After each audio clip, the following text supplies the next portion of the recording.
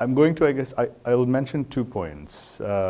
In the way, if I look back at my 20 plus year career, I would say the 2 things that have really helped me is a learning mindset, a learning journey mindset, non-linear at that too. And then B, I guess balancing or understanding where you apply high judgment and how you take risks, or taking intelligent risks on the backdrop of some good judgment. So let me elaborate on that. So born and raised in India, I missed the boom in India. So when I moved to the United States, I came here to get a higher education, as Paul was mentioning. And right at that time, in the early 2000s, India was starting to sort of go through this tech boom that we've experienced the last 20 years or so. I wanted to make my life here in the United States, land of opportunity. It was a difficult move, transitioning out of one country into another. And early on, once I finished my graduation, I started working with Dell as an engineer. And I was having fun as an engineer. And then after a few years, I thought, you know what, I should go and learn how to lead people, how to manage people, get some operations leadership experience under my belt. So classic, you go through this classic kind of Indian engineer, highly analytical, and so it's an area that really pushes you out of your comfort zone, because now suddenly you're managing frontline associates in an assembly plant. It's a very different dynamic. And this job itself was also what you would consider perhaps a step down, because in the years that I had grown as an engineer, this was more an entry-level operations management position. And so, I took it, and it really helped me grow as a leader early on. The team expanded from 30 to 60. Pretty soon, in about 2 years, I was leading about 200 people and full-scale operations for Dell at that particular time.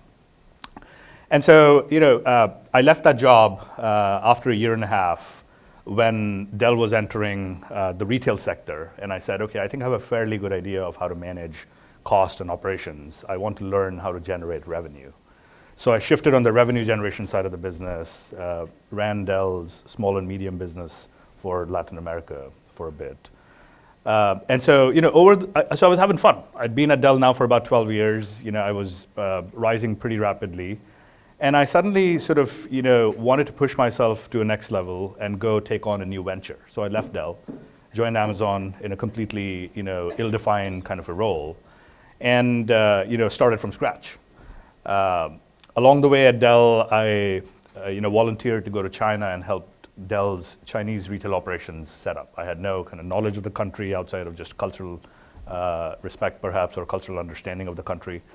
And then, so these experiences, in hindsight, they've actually worked out pretty well.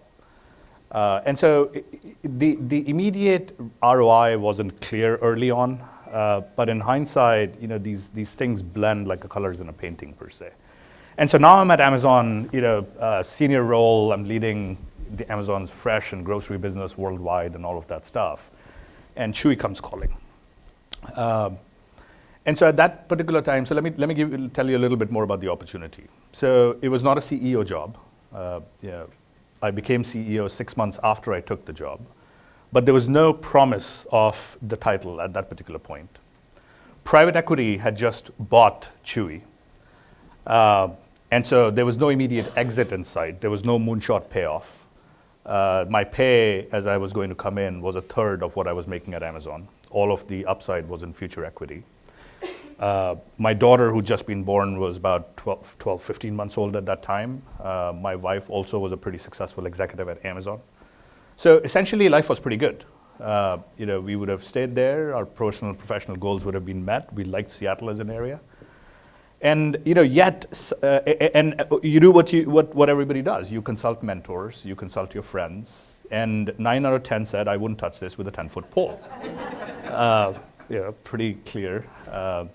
But something about the opportunity kept nagging at me. And so I did my research. And so I think it was 3 things that sort of pushed me over the edge. One was, I appreciated the founding team's initial effort, hard work, vision. Chewy had good financial discipline. And overall, when I researched the pet industry, it seemed to have very large opportunity in front of it. Number two, I would say, was self-confidence.